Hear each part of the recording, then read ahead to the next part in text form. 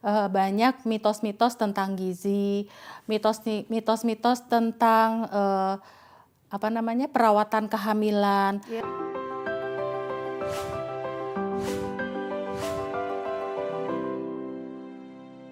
Hai T-Friends, apa kabar? Sehat sejahtera selalu. Kembali bertemu bersama saya Jill Fandis di program acara Selalu Sigap. Ini adalah talk show atau bincang-bincang santai yang membahas berbagai macam hal mengenai pendidikan dan juga pengembangan anak usia dini di Indonesia. Tentunya Selalu Sigap menjadi sarana berbagi informasi untuk meningkatkan kesadaran dan juga pengetahuan publik terutama seputar stunting, peningkatan kualitas pola asuh anak usia dini, serta peningkatan akses dan juga layanan pendidikan anak yang berkualitas.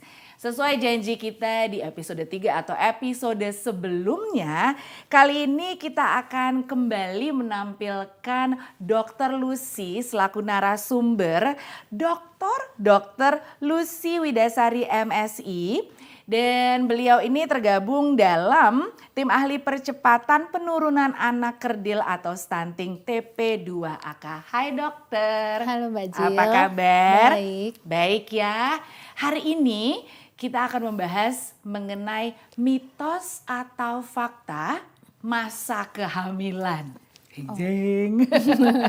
Karena tentu seperti yang kita ketahui ada begitu banyak informasi, pengetahuan yang beredar, tapi sebenarnya tugas seorang ibu atau juga keluarga adalah mengetahui mana yang boleh dianggap mitos, mana yang sebenarnya adalah fakta.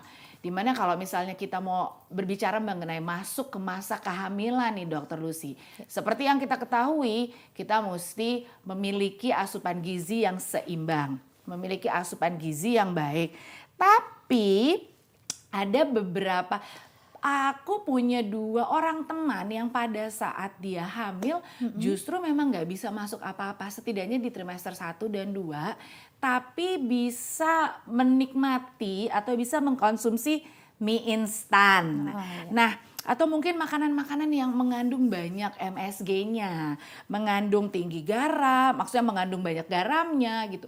Sebenarnya gimana dok? Yang baik dan yang benarnya? Ya, baik. Terima kasih. Jadi mie instan itu adalah pangan olahan. Pangan olahan? Ya, bahan dasarnya terigu, tepung terigu. Memang berdasarkan rekomendasi dari WHO tahun 2001, produk mie itu beberapa sudah difortifikasi atau ditambahkan zat gizi mikro. Apakah itu vitamin A, kemudian zinc, zat besi, begitu ya. Akan tetapi tetap saja mie instan itu mengandung pengawet, perasa dan pewarna. Untuk itu konsumsinya sebaiknya dibatasi.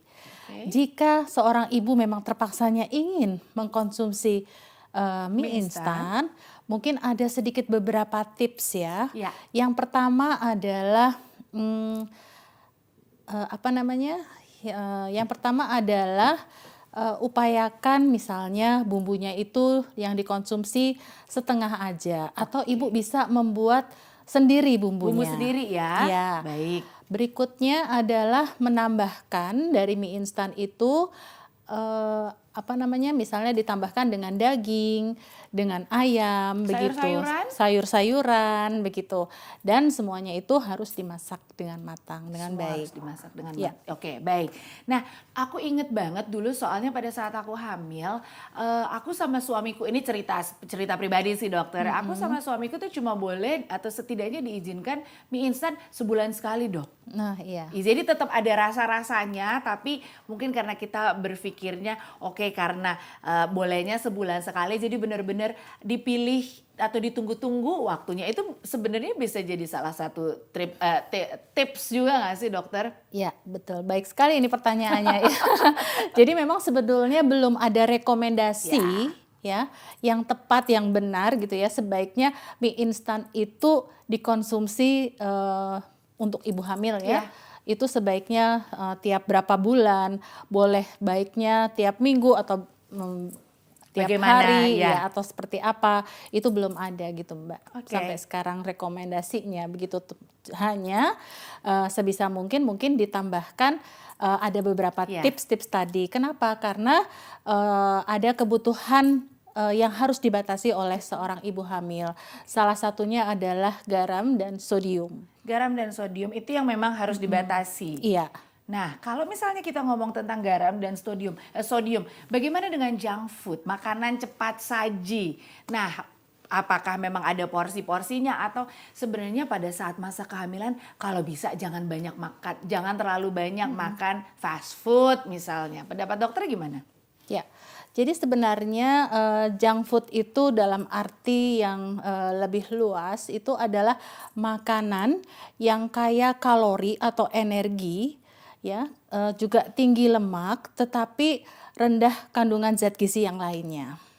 Ya, itu dan biasanya junk food yang banyak yang beredar gitu ya, yang ada itu adalah juga kaya akan lemak trans yang sebetulnya tubuh tidak membutuhkan. Baik. Begitu sehingga juga konsumsinya sebaiknya harus dibatasi. Sekali lagi konsumsinya harus dibatasi. Bukannya nggak boleh ya dokter?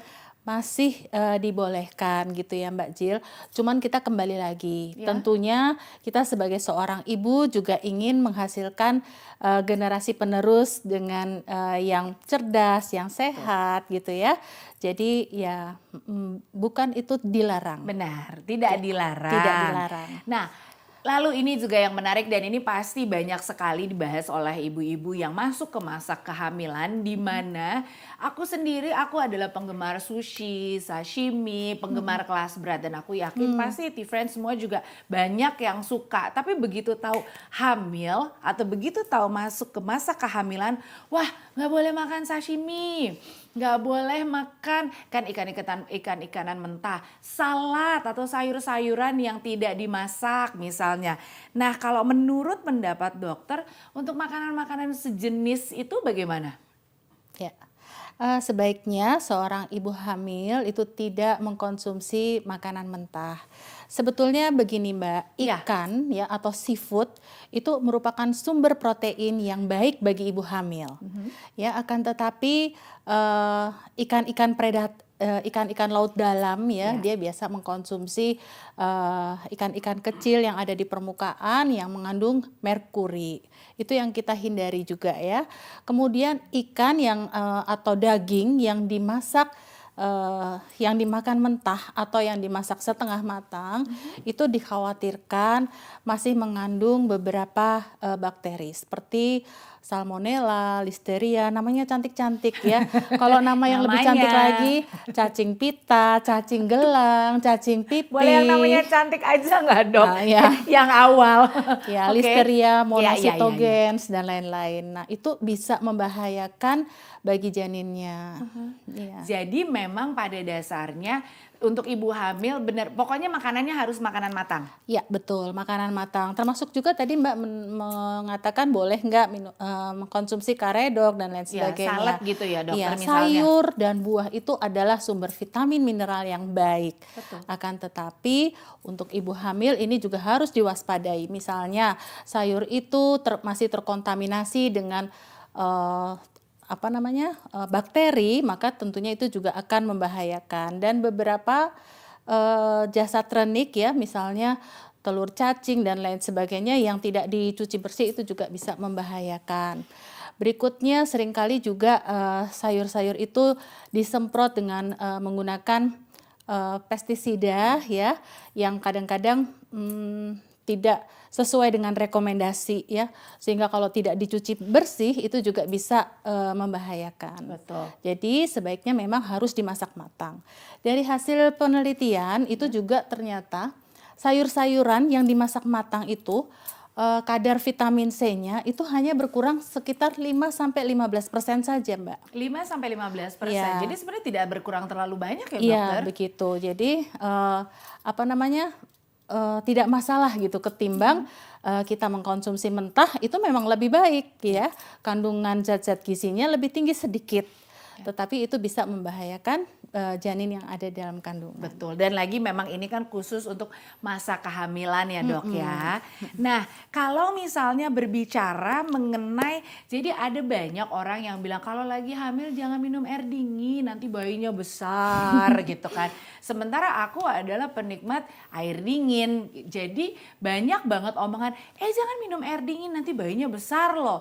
Itu sebenarnya gimana sih dok? Ya, air putih yang dingin atau kita sebut dengan air es itu sebenarnya tidak menyebabkan bayi itu besar.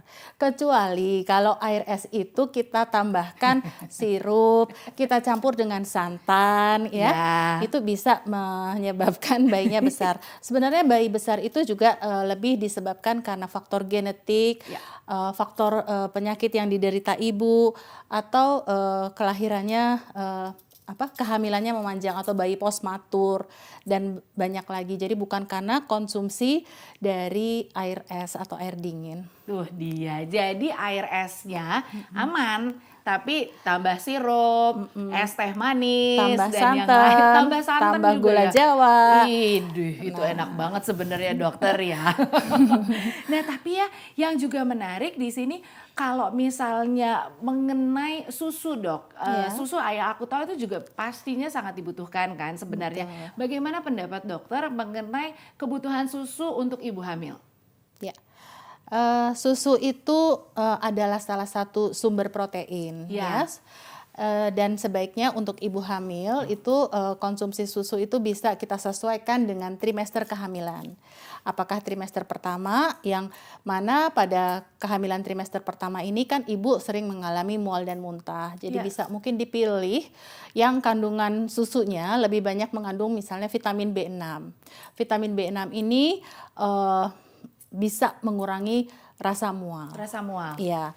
Selain itu juga dipilih beberapa kandungan vitamin dan mineral lain yang bermanfaat untuk pertumbuhan organ-organ penting bagi bayi, misalnya DHA, AA dan lain sebagainya.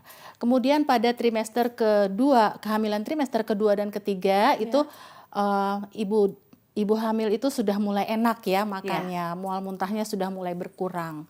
Tetapi pada kehamilan trimester kedua ini apa yang terjadi? Volume darah ibu itu meningkatkan hampir 50% sehingga kadar sel darah merahnya juga turun, kadar Hb-nya turun, beberapa vitamin yang larut di dalam air juga turun ya untuk memenuhi kebutuhan bagi janin. Sehingga pilihlah susu yang tinggi akan kandungan zat besi, folat, kalsium, itu seperti itu. Jadi memang harus diperhatikan kandungannya ya dokter. Iya. Nah kalau susunya dicampur dengan kopi gimana dok? Alias seperti yang kita tahu banyak ibu-ibu hamil yang sebelum hamil atau sebelum masuk masa kehamilan mereka adalah avid coffee drinker atau memang harus minum kopi.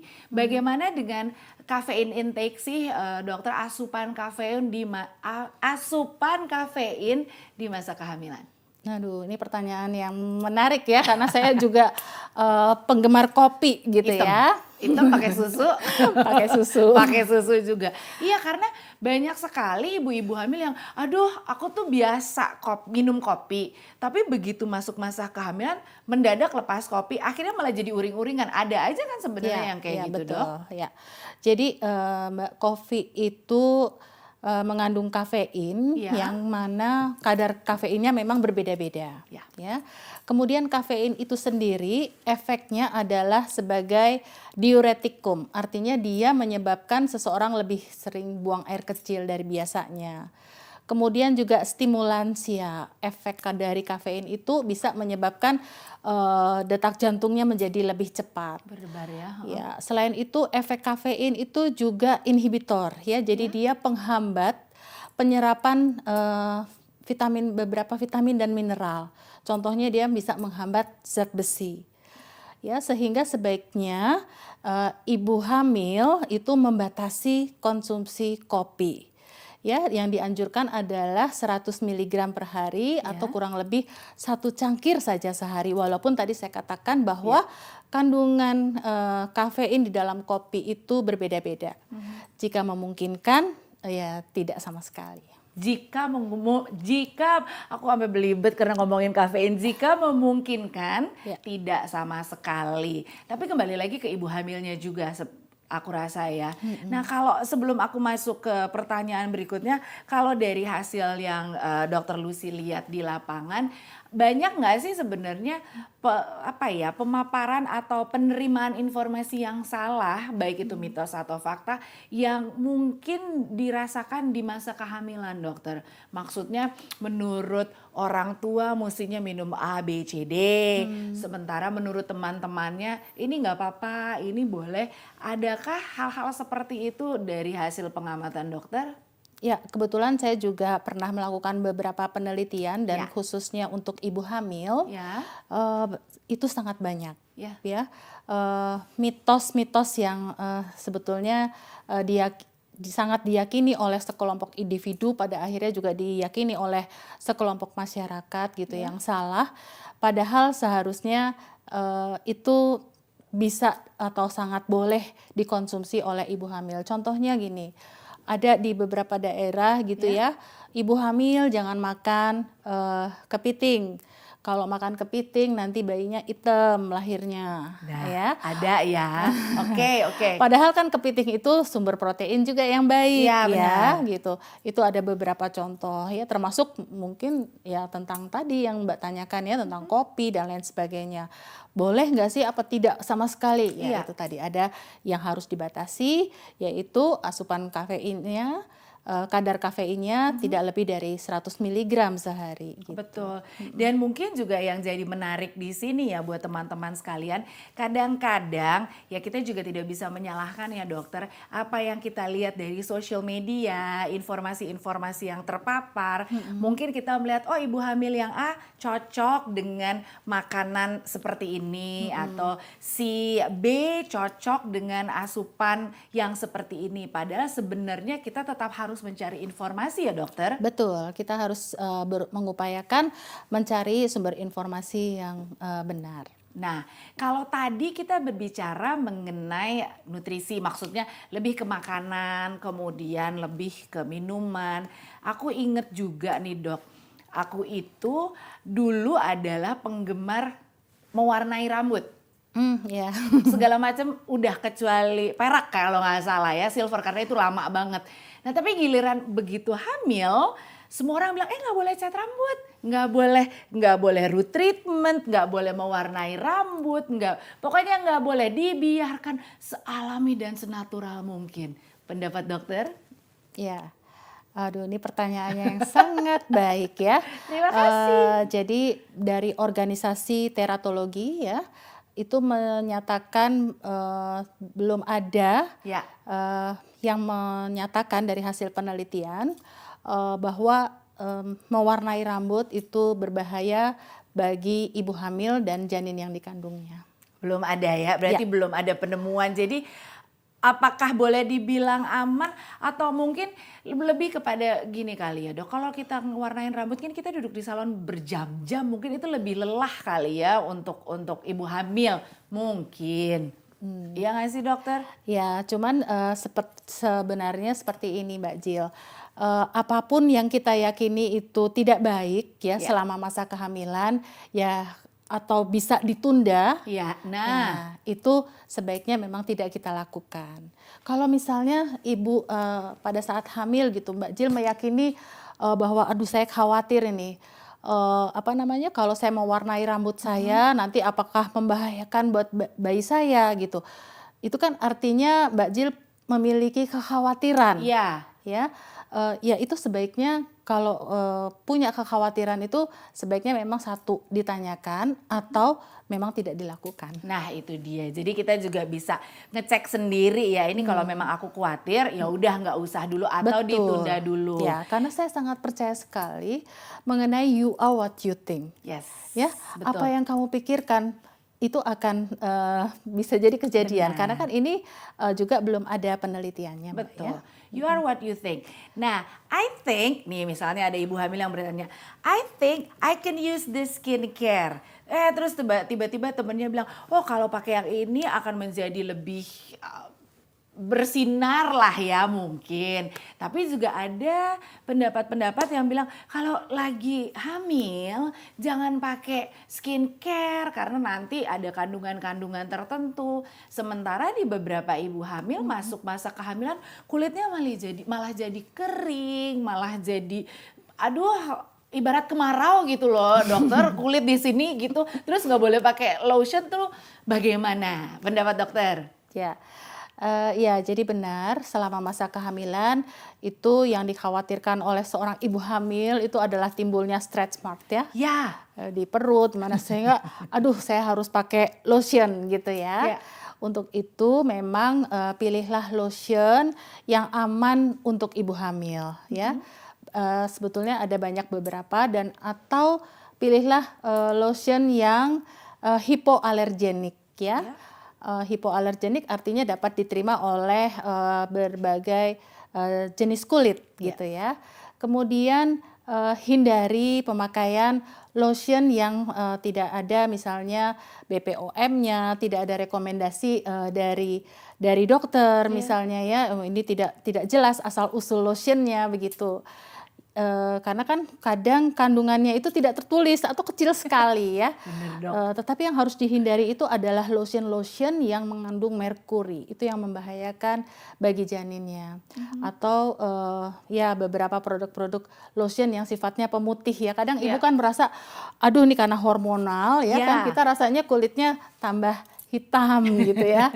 Wah mau diputihin nih supaya nanti tetap glowing gitu ya. Bener ya, glowing di saat masa kehamilan. Ya. Lalu kemudian melihat testimoni-testimoni, wah ini cepat sekali kelihatan jadi putih ya. Itu harus diwaspadai selama masa kehamilan ya. Berarti hal yang sama juga berlaku untuk skincare karena juga ya dokter ya. Karena kan memang ada beberapa ibu-ibu yang begitu masuk masa kehamilan jadi jerawatan atau mungkin kulit berbeda lah karena kita berbicara mengenai hormon kan ya Iya, dokter. betul. Nah berarti skincare-nya juga harus diperhatikan. Bukan berarti nggak boleh dipakai atau gimana dokter? Ya, untuk ibu hamil itu boleh menggunakan produk-produk perawatan kulit ya. Benar seperti yang Mbak Jill katakan bahwa karena faktor hormonal jadi beberapa ibu hamil itu kadang merasa kulitnya yang tadinya normal itu jadi lebih berminyak sehingga timbul jerawat ya. Pertama itu yang harus diwaspadai adalah jangan memencet jerawat dan atau komedo yang bisa menimbulkan risiko lebih lanjut yaitu infeksi misalnya ya. Kemudian pilihlah produk obat jerawat yang memang aman untuk ibu hamil. Sebaiknya memang dikonsultasikan ke dokter karena kan kita juga tidak tahu ya ini kan kondisi yang spesial untuk ibu dalam menyambut kelahiran buah hatinya. Jadi sebaiknya memang kita harus lebih berhati-hati. Kalau dulu biasanya bisa dengan mudah ya sembarangan gitu ya mau pakai obat ini itu. Tapi kalau terpaksanya ingin membeli secara bebas itu sebaiknya belilah di apotik ya karena biasanya kalau obat-obat yang tersedia di apotik itu sudah ada izin BPOM-nya atau FDA-nya. Baik. Nah, dokter yang juga menarik di sini kalau dari hasil sedikit pengalaman aku yang juga banyak membantu seorang ibu di masa kehamilan ini adalah kalau misalnya kita bilang support system memang support system dari keluarga. Tapi yang juga penting dan aku merasa sangat ditolong adalah kehadiran dokter obgyn atau obstetri kebidanan yang memang membantu memberikan informasi yang tepat gitu loh. Karena kadang-kadang ibu hamil satu kita cocok-cocokan sama dokter ya, kemudian nanti ada dokter yang ini nggak boleh misalnya atau yang ini aman gitu. Jadi sebenarnya kita juga mesti mencari setuju nggak dokter, dokter kandungan yang memang satu frekuensi lah sama kita. Ya sebenarnya dokter tentunya akan memberikan saran yang terbaik ya, yang sama. Betul. Yang sama dan yang terbaik sesuai dengan situasi dan kondisi gitu. Jadi sebenarnya tidak masalah ya kalau ingin berkonsultasi ke dokter manapun gitu ya. Dan inilah pentingnya melakukan pemeriksaan kehamilan ya. Jadi memang upayakan seorang ibu hamil itu untuk melakukan pemeriksaan kehamilan di rumah sakit Ya. atau apa namanya di fasilitas kesehatan yang sama gitu. Jadi dokter yang merawatnya atau bidan yang merawatnya itu juga mengetahui riwayat apa saja yang dialami selama masa kehamilan. Nah, itu juga penting sebenarnya dokter. Jadi Itu memang menjadi penting. dokter dan juga perawatnya memiliki histori, jadi Iya. tahu sejarah ibu ini dari kontrol pertama Iya, sampai kontrol mendekati masa kelahiran. Betul. Setuju ya dokter Iya. ya? Nah, mungkin pertanyaan sebelum nanti kita merecap semuanya, kalau dari yang pernah dokter ketemukan nih ya, Iya. misalnya di tempat-tempat yang ada gitu, mitos atau fakta apa sih yang benar-benar nih kayaknya harus diluruskan deh. Jangan sampai masyarakat atau teman-teman masih terbawa mitos atau pemikiran yang ini gitu. Ya, kalau saya sih yang lebih banyak saya temui Mbak, karena bidang saya juga adalah gizi Iya. ya. Banyak mitos-mitos tentang gizi, mitos-mitos tentang apa namanya perawatan kehamilan, Iya. mitos-mitos tentang kelahiran yang harus ditolong oleh dukun atau tokoh-tokoh masyarakat setempat gitu. Itu yang banyak saya temui. Masalah gizi itu tadi misalnya antara lain ibu hamil jangan makan apa namanya Yang kepiting tadi. cumi-cumi Oh iya, ya, iya. karena nanti bayinya jadi hitam. Iya. Kemudian jangan makan nanas ya. Ya, nah, boleh nggak sih makan nanas, Dok? Enggak apa-apa Nanas, gitu. ketimun, nah itu tuh sekalian Iya. nih Dok. Iya, Nggak apa-apa? sebetulnya nanas dan ketimun itu punya komponen beberapa vitamin dan mineral yang menguntungkan. Ya. Ya, tetapi memang ada beberapa kandungannya yang memang harus dibatasi ya. Kita kan tadi seperti sudah diutarakan di episode sebelumnya, komposisi yang kita makan itu harus seimbang, Mbak. Nggak mungkin kan seorang ibu hamil dalam sehari itu atau sekali makan dia hanya makan nanas aja gitu, ya kan? Satu buah nanas semua gitu ya. Ya, Oke, baik. itu gitu ya. Jadi jangan hanya makan nanas saja karena nanti dampaknya adalah akibat makan nanas jadi begini. Ya iya, karena ibu tidak mengkonsumsi karbohidrat, belum diisi makanan yang lain, hanya makan nanas saja, jadi timbullah begini. Sehingga dari situ timbullah mitos-mitos yang salah gitu. Padahal sebenarnya kalau seorang ibu itu misalnya memilih ambil nanasnya juga, ambil di situ ada ketimunnya juga, ada mangga, dan seimbang dan beragam, itu tadi ya prinsipnya. Baik Dokter Lucy, sebagai penutup mungkin ada yang ingin disampaikan, pesan-pesan untuk ibu-ibu yang sedang masuk masa kehamilan menghadapi berbagai pendapat yang ada di masyarakat. Silakan dokter. Iya, baik, terima kasih Mbak Jill. Ya. Jadi memang mitos-mitos yang berkembang di masyarakat itu biasanya berawal dari mitos yang ada pada individu, kemudian bisa saja berkembang di masyarakat dan diyakini sebagai suatu yang benar gitu ya. Sehingga untuk itu seorang ibu hamil harus bisa memilah dan memilih berbagai informasi yang beredar pada saat ini gitu ya.